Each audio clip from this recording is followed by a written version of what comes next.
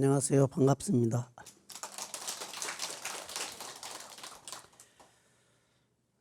오늘은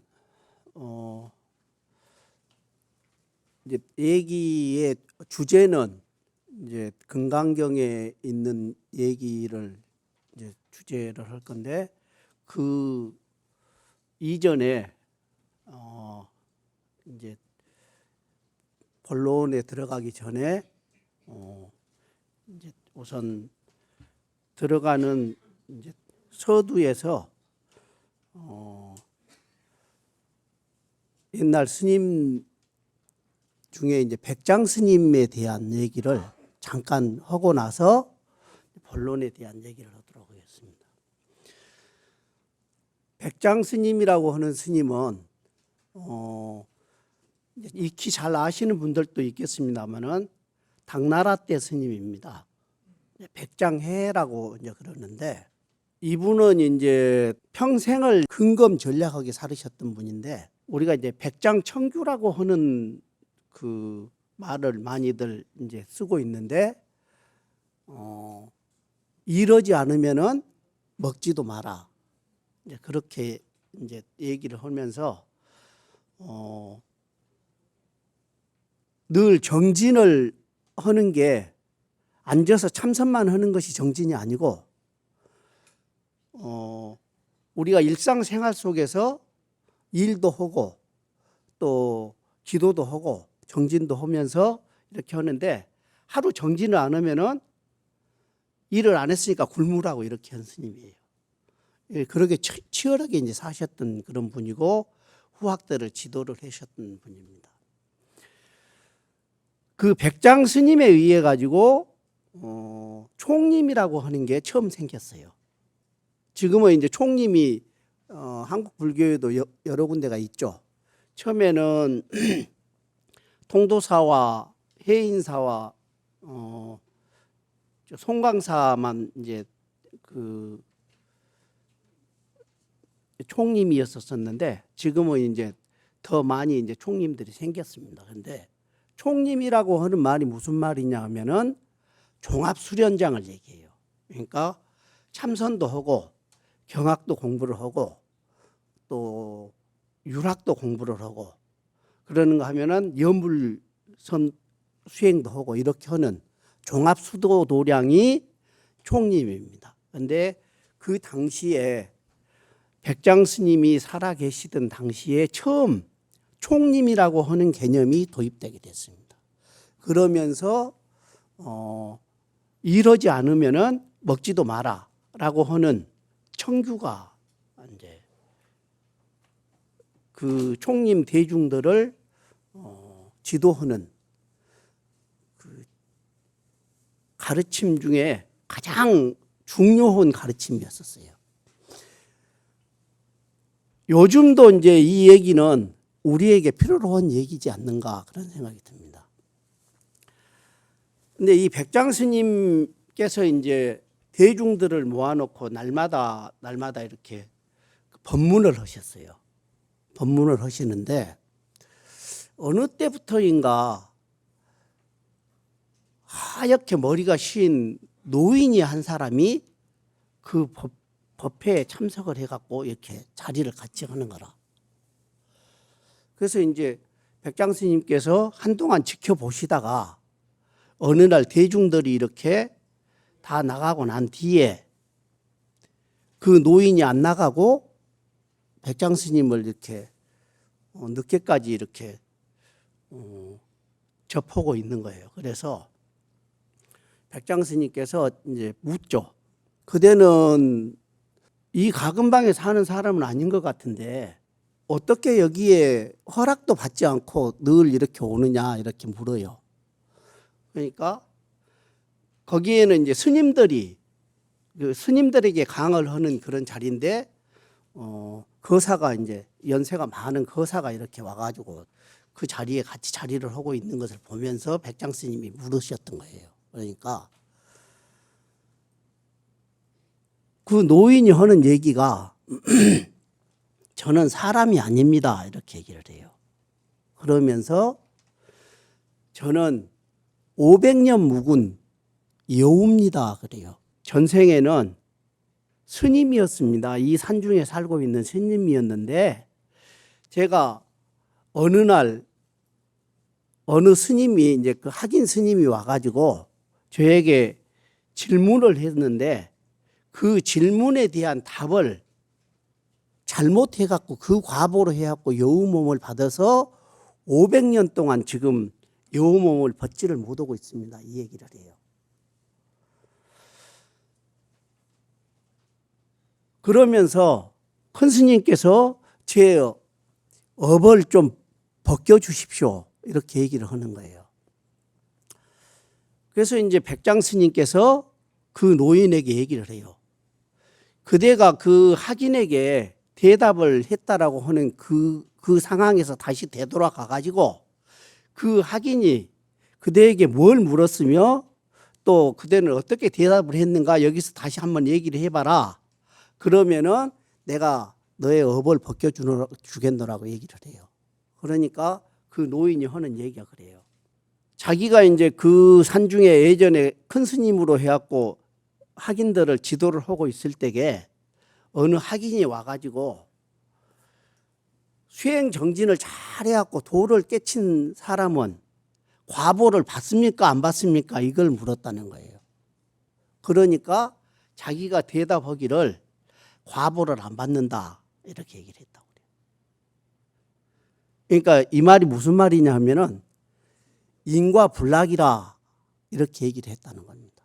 인과에 떨어지지 않는다. 도를 깨닫고 나면 그 얘기를 했는데 그 과보로 해갖고 오늘 제가 여우 몸을 받아서 500년 동안 벗어나지를 못하고 있습니다. 큰 스님께서 바르게 가르쳐 주십시오 얘기를 하는 거예요. 그러면서 수행 정진을 잘하는 사람이 도를 깨달고 났을 때에 그 사람이 과보를 받습니까? 안 받습니까? 인과에 대한 과보를 받습니까? 안 받습니까? 이렇게 다시 묻는 거예요. 그러니까 백장 스님께서 인과불매니라 이렇게 얘기해요. 인과불매라고 하는 말은 어리석어지지 않는다 그런 뜻입니다. 그러니까 인과를 안 받는 게 아니고 어리석어지지 않는다라고 하는 거예요. 그러니까 지혜가 이제 지혜의 눈으로서 그것을 받아들이고 지혜로서 그것을 이렇게 극복해 가는 것이지 과보를 안 받는 건 아니다라고 하는 거예요. 그 얘기를 듣고 그 노인이 눈물을 흘리면서 오늘에야 제가 제 업장을 소멸을 해서 여우 몸을 벗게 됐습니다. 이렇게 하는 거예요. 그러면서 백장 스님께 마지막 한 가지 더 부탁이 있습니다. 그러는 거예요. 제가 가고 난 뒤에 뒷산에 가면은 동굴이 있는데 그 동굴 속에 제 시신이 있을 겁니다. 그런데 스님들 하장하는 것처럼 저도 그렇게 하장을 좀 부탁을 드립니다. 이렇게 하면서 그 노인이 자리를 떴어요. 그래서 이제 백장 스님께서 대중들을 불러 모아 가지고 산에를 가 가지고 산에 그 동굴에를 들어가서 보니까 여우가 죽어 있는 거라.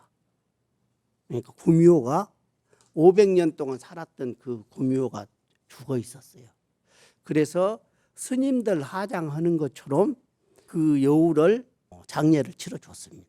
이 얘기에서 우리가 평소에 이제 가지고 있던 생각 중에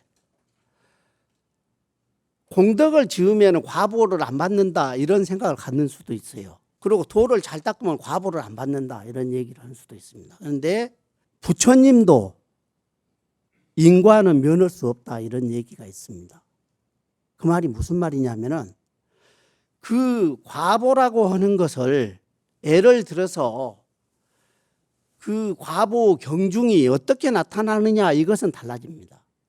그러니까 내가 어떤 사람에게 눈을 한번 흘겼다 그러게 하면은 그 과보로 해가지고 다음 생에도 그 다른 그 눈을 흘김을 당했는 사람이 나한테 눈을 한번 흘기고 마는 게 아니고 그 사람의 그 공덕이나 과보 이런 것들에 따라 가지고 어떤 때는 기싸대기를 하나 맞을 수도 있고 어떤 때는 욕을 들을 수도 있고 어떤 때는 그냥 살짝 웃고 지나가는 수도 있고 그러는 거예요.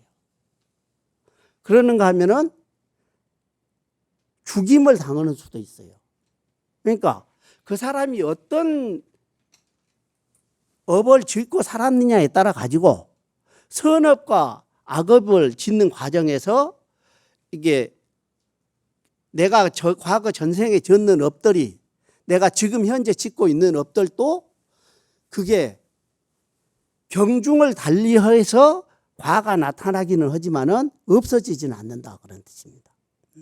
그래서 인과불락이라고 하는 말은 인과를 받지 않는다 그런 뜻이에요. 그런데 인과를 받지 않는 게 아니고 인과에 떨어지지 않는 게 아니고 인과에 어두워지지 않는다. 매해지지 않는다. 어리석어지지 않는다. 이제 그렇게 백장 스님께서 가르치셨습니다. 금강경에 보면은 서가모니 부처님과 수보리가 대화를 하는 과정이 쭉 나옵니다. 거기에서 부처님께서 이제 기원정사에서 이제 계실 때에 탁발을 해서 이제 돌아와서 이제 공양을 드시고 그리고 선정에 들어 있을 때에 수보리가 묻죠. 부처님께서 선정에 들어서 가만히 앉아 계시는데 수보리가 뜬금없이 일어나 가지고 하는 얘기가 어떻게 부처님께서는 이렇게 말세 중생들을 잘 예호를 하십니까? 이렇게 하고 절을 하는 거예요. 그러면서 물어요. 말세 중생들이 어떻게 수행을 하고 그러니까 어떻게 행해야 하고 어떻게 머물러야 됩니까? 이 말은 우리가 평소 살아가면서 어떤 일들을 하는 과정에서 어느 정도까지 하고 멈출 것인가, 어느 정도에서 더 할 것인가 이런 것들을 얘기하죠. 그러는데 어떻게 행하고 어떻게 머물 것입니까? 어느 때 행하고 어느 때 멈춰야 됩니까? 라고 이걸 묻죠. 그러니까 부처님께서 수보리에게 얘기를 합니다. 그게 이제 금강경에 3장에 보면은 그때부터 본격적으로 이제 대화가 시작돼요. 거기에 대한 그 금강경의 본론이 거기서부터 나오기 시작합니다. 거기에 뭐라고 나오냐 하면은 응무소주 행어 보시하라 이렇게 나옵니다.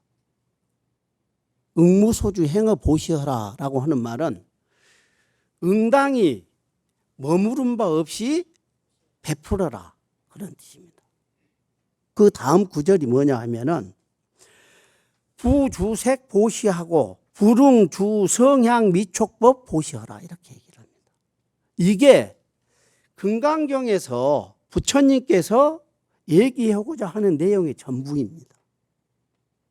이 내용이. 그러니까 응무소주 행어 보시하라 라고 하는 말은 응당이 집착한 바 없이 베풀어라 그런 뜻이거든요. 그런데 여기에서 다시 한번 짚어봐야 될 게 있습니다. 보시라고 하는 말이 처음에 나왔는데 이건 육바라밀에 나오는 얘기죠. 육바라밀에서 보시, 지계, 인욕, 정진, 선정, 지혜 이렇게 나오죠. 앞에 보시만을 먼저 얘기를 하고 있지만은 그걸 전체를 얘기를 해요. 육바라밀 전체를 얘기를 합니다. 그럼 어떻게 실천하고 어떻게 머무를 것인가에 대한 그것에서 보시를 먼저 얘기를 합니다. 그런데 우리가 보시라고 하는 것을 얘기를 할 때에 흔히들 남에게 베푸는 것만 얘기를 해요. 남에게 베푸는 것만을 생각을 해요. 또. 그런데 그 생각은 아주 틀린 건 아닌데 불교의 가르침에서 자리와 이타가 있습니다. 자리라고 하는 것은 나를 이익되게 하는 것. 그리고 이타라고 하는 것은 남에게 이익되게 하는 거예요. 그러면은 보시도 역시 마찬가지입니다. 나를 넉넉하게 하고 나를 여유롭게 하는 거, 이것이 보시예요. 그것이 자리로서의 보시예요. 그러면 나를 넉넉하게 하고 나를 자유롭게 하고 나를 편안하게 하는 게 그게 무엇인가? 돈을 버는 것도 물론 나에게 보시를 하는 거죠. 나를 넉넉하게 하는 거죠. 그러는데 복을 닦고 지혜를 닦고 덕을 쌓는 이것이 나를 넉넉하게 하는 거예요. 내가 옹색해 갖고 있는데 남에게 눈을 돌릴 여유가 없죠. 남에게 베풀 마음이 안 생기죠. 내가 지금 당장 죽겠는데 남에게 베풀라고 하면은 나는 어떻게 하라고 이렇게 얘기가 나올 수밖에 없잖아요. 그러는데 먼저 자기 자신을 넉넉하게 할 줄 알아야 돼요. 내가 넉넉하게 되려면은 먼저 나에게 내 복을 닦아야 돼. 내 복을 지어야 돼. 그래서 내가 넉넉해지게 해야 되는 거라. 그 다음에 덕을 쌓아야 돼. 나에게 덕을 쌓아야 돼요. 그리고 지혜를 닦아야 돼. 어리석으면은요, 아까 서두에도 얘기했듯이 어리석어지면은 이게 인과가 있는 건지 없는 건지 멍해집니다. 그러는데 나를 넉넉하게 하고 풍요롭게 하고 자유롭게 했을 때에 남에게도 또한 그렇게 베풀 수 있는 마음을 갖게 돼요. 또 그렇게 가져야 돼. 그게 보시의 진정한 뜻입니다. 그러니까 나를 여유롭게 하고 풍요롭게 했는 것처럼 남에게도 그런 마음으로 베풀으라고 하는 것이 보시입니다. 이게 응무소주 행어 보시하라라고 하는 뜻입니다. 그러니까 그 다음 구절에서 부주색 보시라고 하는 말이 나옵니다. 부주색 보시라고 하는 말은 우리가 색수상 행식 나오죠. 거기에서 색이라고 하는 것은 현상을 얘기해요. 우리가 눈으로 보는, 그러니까 안입이 설신이라고 하는 우리의 육군으로, 그러니까 감각기관으로 보는 것 중에 눈으로 보는 것을 색이라고 그래. 현상. 그 다음에 그 뒤에 성향 미촉법에도 머무르지 마라 라고 하는 것은 성은 안입이 설신이 중에서 이제 입이죠. 현상으로 나타나는 것만을 머무르지 않는 게 아니라 거기에만 집착하지 않는 게 아니라 안입이 설신이 전체, 그러니까 우리 모든 감각기관으로 느낄 수 있는 것에도 또한 집착하지 마라, 머무르지 마라 그런 뜻이에요. 이게 이제 금강경에서 이게 거듭거듭 계속 얘기합니다. 그러면서 우리가 응당히 머무름 바 없이 베푸는 마음을 갖는다라고 하는 그 공덕이 얼마나 큰가, 그것에 대해서 그 뒤에 나옵니다. 그 뒤에 부분이 뭐라고 하면은 그 공덕이 불가설이다라고 얘기를 해요. 그러면서 수보리야, 동방의 하늘이 얼마나 크느냐 이렇게 물어요. 그러니까 우리가 어린아이들한테 뭘 물었을 때에 얼마나 좋아해? 그러면 하늘만큼 딸만큼 그러죠. 하늘만큼 크다라고 하는 것은 그보다 더 큰 것이 없다 그런 뜻이잖아요. 그러니까 부처님도 수보리한테 하늘만큼 딸만큼을 물어요. 동방의 하늘이 얼마나만큼 크느냐 그러니까 이루 헤아릴 수 없이 큽니다 이렇게 얘기해. 그러면 동서남북 전체 다 하늘을 얼마나 크겠느냐 그러니까 그것은 말로 다 할 수 없이 불가설입니다 이렇게 얘기해. 부처님께서 응무소주 행어 보시하는 응무소주 행어, 지게하는, 응무소주 행어 인욕하는 이런 공덕이 그보다 더 크니라 얘기를 해요. 하늘보다 더 크다.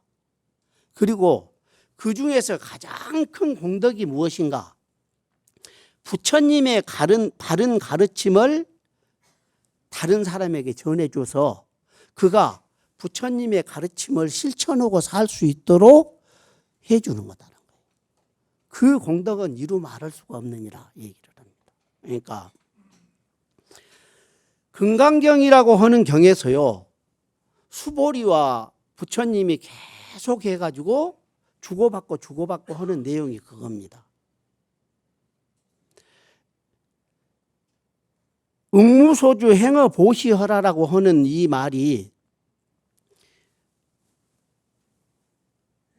응무소주 행어 지게허라고 하는 말하고 같은 말이에요. 나를 맑고 청정하게 하는 것이 먼저 돼야 돼. 나를 맑고 깨끗하고 아름답게 했을 때에 세상이 또한 다른 사람도 그렇게 아름답고 깨끗하고 맑게 이렇게 해줬을 때에 세상이 맑고 깨끗해지는 거예요.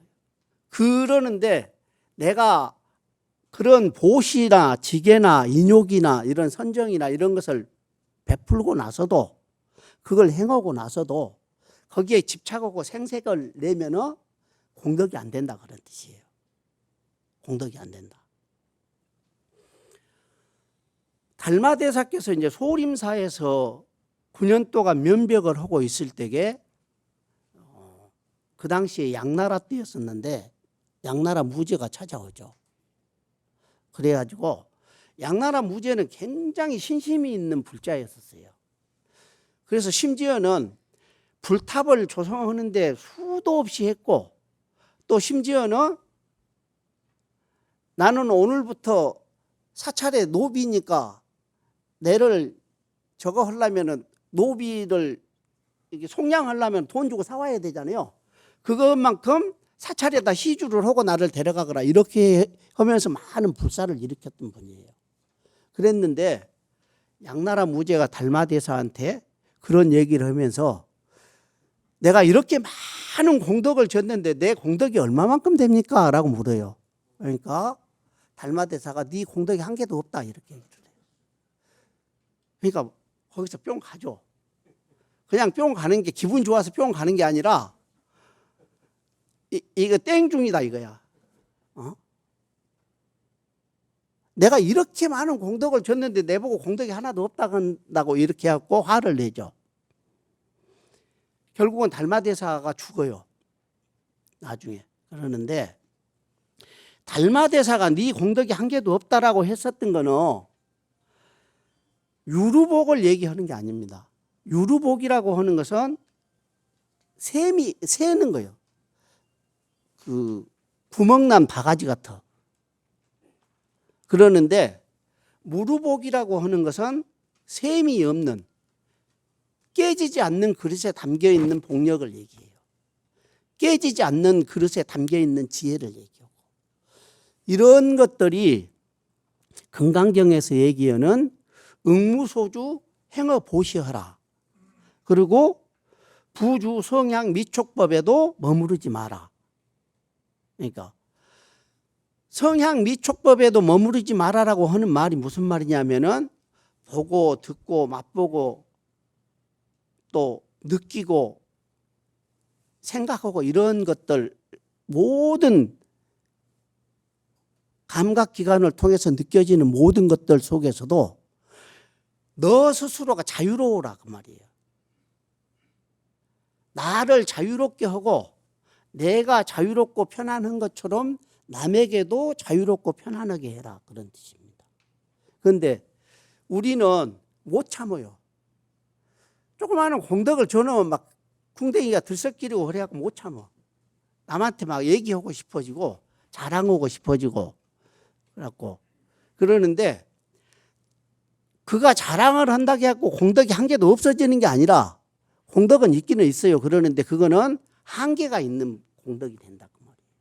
그런데 자랑하고 떠벌리지 않고 그냥 집착하지 않고 있으면 그게 아까 얘기했듯이 하늘보다 더 큰 공덕이 된다 그런 뜻입니다. 그래서 부처님께서 극단적인 비유를 해갖고 얘기를 하시는 게 그런 거예요. 항아사 모래알 만한 숫자라고 하는 게 항아사 지금 우리 한강변에 있는 모래알이 얼마나 숫자가 많겠어요. 그런데 겐지스강은 한강보다 더 크잖아요. 그런데 그 겐지스강 강가에 있는 모래알만한 숫자의 보물을 가지고 어떤 사람이 보시를 행했다 하면 그 공덕이 얼마만큼 되겠느냐 수보리한테 물어. 그러니까 수보리가 헤아릴 수 없습니다. 불가설입니다. 이렇게 얘기를 하죠. 그러는데 그 항아사 모래알만한 숫자만한 보시를 행한 공덕보다도 행하고 머무르지 않는 공덕이 더 크다는 거예요. 그리고 참다운 부처님의 진리를 다른 사람에게 전해서 그가 부처님의 법을 실행할 수 있도록 남만 그러는 게 아니라 자기 자신도 그래야 되겠죠. 그런 공덕이 더 크니라 얘기를 합니다. 이 금강경이라고 하는 경이 반야바라밀 경이라고 해가지고 지혜만을 얘기하는 것처럼 이렇게 생각하는 사람들이 있어요. 그런데 반야바라밀 경이라고 하는 경이 있듯이 보시 반야바라밀 경도 있고 지계 반야바라밀 경도 있고 그렇습니다. 그러니까 반야바라밀 경은 지혜 반야바라밀 경이고 보시 반야바라밀 경은 또 보시 반야바라밀 경이죠. 그런데 그것을 다 합쳐서 여기서 얘기를 하고 있어요. 그래서 서두에 얘기를 꺼내면서 응무소주 행어 보시하라 라고 얘기를 하죠. 그러니까 응당이 머무른 바 없이 베풀어라. 베푸는데 남한테 베푼다라고 하는 생각, 손해난다라고 하는 생각 안 해야 돼요. 자기 자신한테 먼저 베풀고 자기 자신한테 베푸는 것처럼 남에게도 베푸는 것이 진정한 보시예요. 지게도 역시 마찬가지고 인욕도 마찬가지입니다. 인욕이 다른 사람이 거슬리는 것만 참는 것이 인욕이 아니라 내 자신에서 끌어오르는 모든 욕망들을 참는 것도 인욕이에요. 그것이 첫째 인욕이라. 그러면서 그 마음이 고요해지고 잠잠해지는 것, 그 상태가 갈등이 없어지는 그 상태가 헛가 막가 하라고 하는 이런 갈등이 없어지는 그런 상태가 인욕바라밀이에요. 우리가 이제 해인산매라고 하는 말을 많이 합니다. 해인산매라고 하는 말을 많이 하는데 해인이라고 하는 말은 바다에다 도장을 찍는다 그런 뜻이에요. 바다에다 도장을 어떻게 찍겠어요? 바다에는 늘 파도가 일죠. 파도가 일게 되면은 거기 아무것도 비치지 않잖아요. 그런데 바람이 잔잔해지면은 거기에 하늘도 비치고 구름도 비치고 산도 비치고 다 비치죠. 바다뿐만 아니라 호수도 역시 마찬가지죠.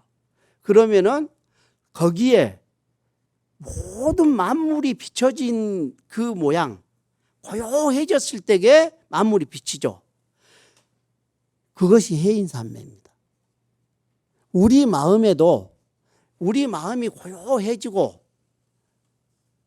평화로워졌을 때에 넉넉해지고 자유로워졌을 때에 모든 것이 다 이렇게 비치게 돼 있어요. 내 마음속에 담기게 돼 있어요. 이게 해인산매입니다. 그 경지가 응무소주 이생기심하는 거예요.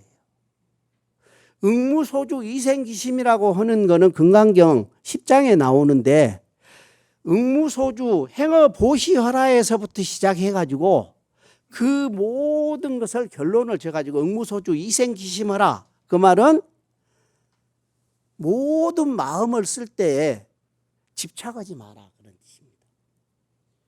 보시의 마음, 지계의 마음, 인욕의 마음, 선정의 마음, 정진의 마음, 또 이런 모든 바람이를 행을 하면서 머무르지 않는 것이 응무소주 이생기심입니다. 금강경에서 응무소주 이생기심 얘기는 이제 그래도 많이 들어봤다라고 생각을 해요. 왜 그러냐면은 육조 해능 스님께서 그 5조 홍인 스님에게 이제 마지막 금강경을 이렇게 해석을 듣죠.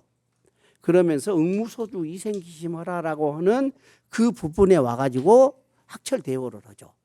모든 그런 미망을 떨치고 깨달음을 얻게 되는데, 그래서 응무소주 이생기심 이게 이제 그것은 이게 늘 이렇게 생각을 해요. 많이.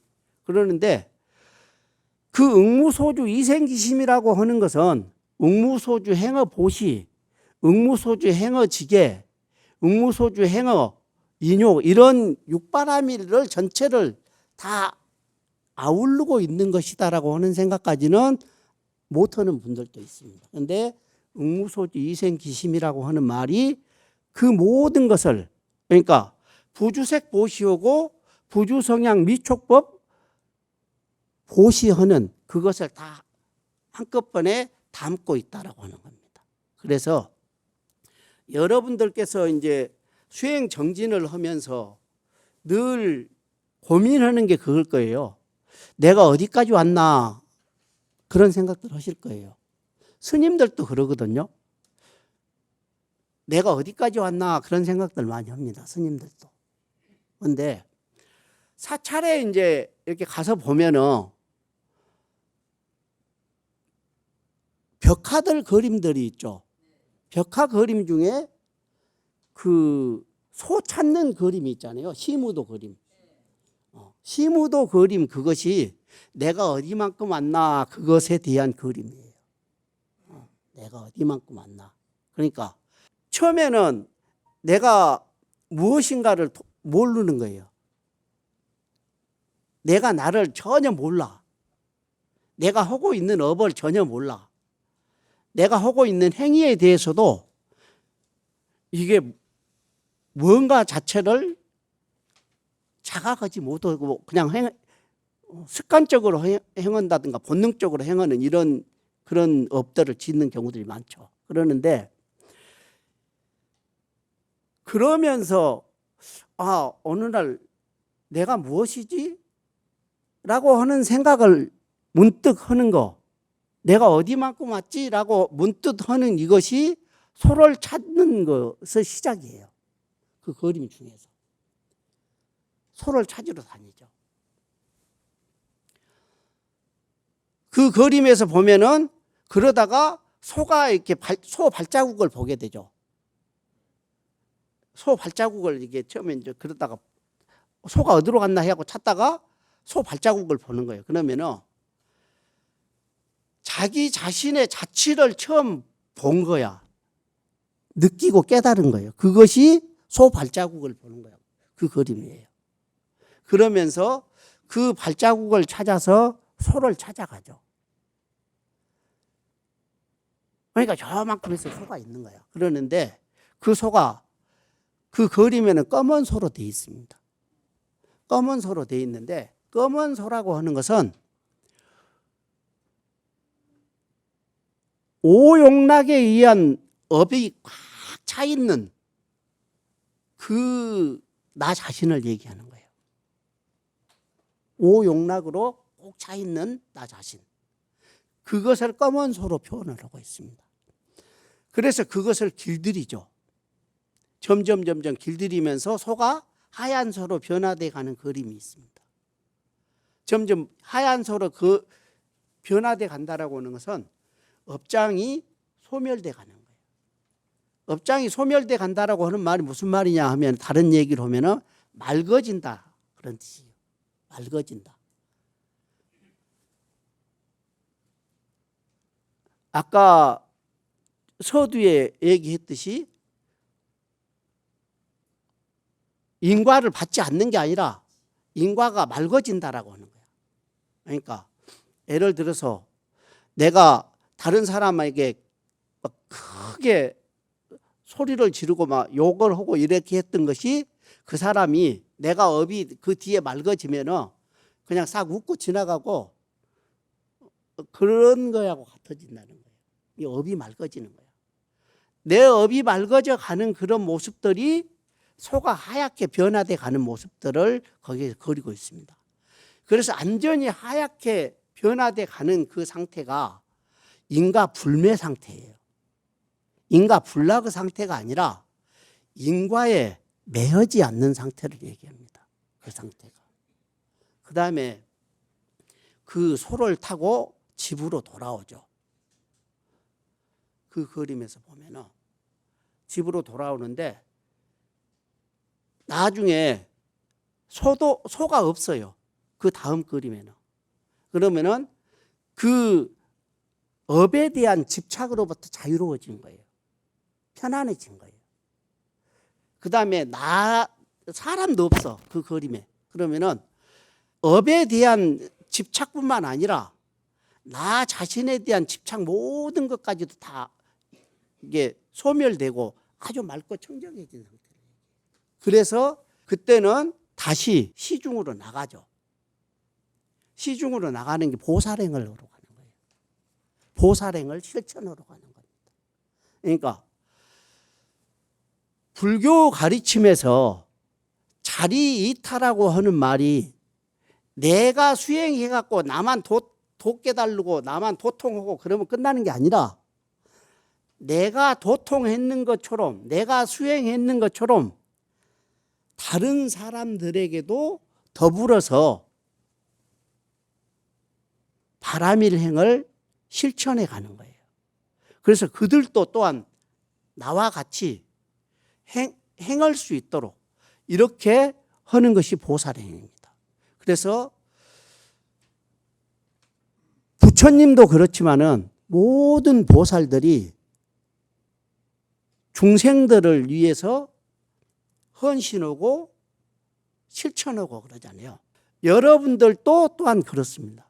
나 자신을 위해서 닦는 것도 있지만은 내가 적은 것에서부터 하나하나 실행해 가는 보살행이 나를 넉넉하게 하고 편안하게 하고 자유롭게 하는 금강경에서 응무소주 이생기심하는 그런 것을 실천해 가는 것입니다. 그래서 여러분들께서는 오늘 여기 오시기 전에도 늘 보살행을 실천하셨으리라고 생각합니다. 그래서 이제 제가 이제 썼는 금강반야 바라밀경이라고 하는 시를 한번 독송을 하고 그것을 다시 되짚어 보면서 이제 마무리를 좀 하려고 그럽니다.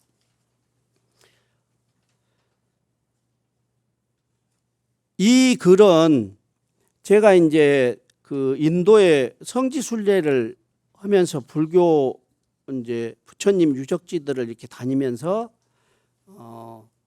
부처님이 지금 현재 있는 것 같은 그런 시각에서 썼습니다. 다른 글들도 이제 그렇게 이제 썼었는데 이 글도 또한 그렇습니다. 그래서 한번 제가 먼저 독송이란다 랑독을 해보겠습니다. 금강반야 바라밀경 수완 나는 이렇게 들었다. 안한다 보리수 나무 잎새에 머물던 바람 풀잎으로 내려와 살랑이는 물결이 된다. 열의 향실에서 피어나는 법향 스라바스티 넓은 정원을 지나 안한다 굿띠로 수부띠 굿띠로 퍼져간다. 안한다여 하고 부르는 열의 법음 보일 듯 들려온다.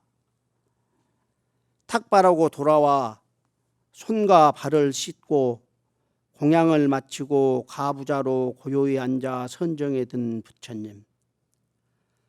수부띠가 자리에서 일어나 부처님께 애를 올리니 잔잔한 물 위에 물결이 인다. 세존이시여 후세의 중생들이 어느 때 행해야 하고 어느 때 머물러야 합니까? 수부띠의 물음이 파도가 된다. 수부띠야 연못에 비친 달을 어찌 보느냐. 무리의 흔적 남지 않는 것처럼 이와 같이 행하고 이와 같이 머무르라. 일렁이던 물결이 고요해지고 하늘과 습과 새들과 풀벌레 소리 보살 영각 성문이 한바다 위에서 무가의 춤을 춘다. 이 그런 금강경이 전개되는 것을 형상화해 가지고 썼는 글입니다. 제일 처음에 서두에 나오는 아난다 보리수라고 하는 보리수나무는 그 후문 쪽 편에 큰 보리수나무 있죠. 그 보리수나무가 지금 현재 부타가야에 있는 보리수나무도 스리랑카에서 가져와서 이제 다시 심었잖아요. 살렸는 것처럼 그 아난다 보리수나무도 그 뒤에 이제 그 죽고 난 뒤 저거 했는 그 가지를 그러니까 스리랑카에서 가져온 게 아니고 그 전에 죽기 전에 그 가지를 꺾어다가 거기다가 심었다고 이제 그렇게 전해주고 있습니다. 그런데 여기에서 이제 풀잎으로 아난다 보리수 나무 잎새에 머물던 바람이 풀잎으로 내려와 살랑이는 물결이 된다라고 하는 그 서두는 여기 이제 금강경에서 아까 얘기했듯이 색수상행식 그러니까 현상계부터 시작해서 열의 법음은 성 그러니까 소리 이런 것으로 해가지고 이제 형상화를 시키고 수보리와 부처님이 대화를 주고받고 있는 것을 물결로 표현을 했습니다. 물결이 인다라고 하는 것으로 부처님께서 연못에 비친 달을 어찌 보느냐라고 하는 그 말이 흔적을 남기지 않는 것처럼 이와 같이 행하고 이와 같이 머무르라고 하는 것이 응무소주 행어보시하는 응무소주 이생기심하는 그러한 뜻으로 해가지고 표현을 했습니다. 오늘 이제 금강경이라고 하는 경을 되짚어 보면서 생각을 다시 했는데 우리가 이제 금강경을 이렇게 늘 많이 독송을 합니다. 독송을 하면서도 금강경에 대한 뜻을 잘 이해를 못하는 경우들이 있어요. 그러는데 그 처음 시작할 때의 그 3장에서부터 어떻게 우리 마음을 쓸 것인가 그리고 우리 마음을 어떻게 비울 것인가 그것에 대한 얘기가 계속 주고받고 비유로서 또 주고받고 이렇게 얘기를 전개가 됩니다. 그러면서 10장에 가갖고는 응무소주 이생기심하라 라고 해가지고 종합적으로 얘기를 하죠. 그러니까 우리 마음을 쓸 때에 집착하지 말고 머무르지 말고 텅 비워놨을 때에 참으로 편안하고 참으로 자유롭고 참으로 넉넉해진다라고 하는 그런 마음을 늘 가지시기 바랍니다. 네, 선물하세요.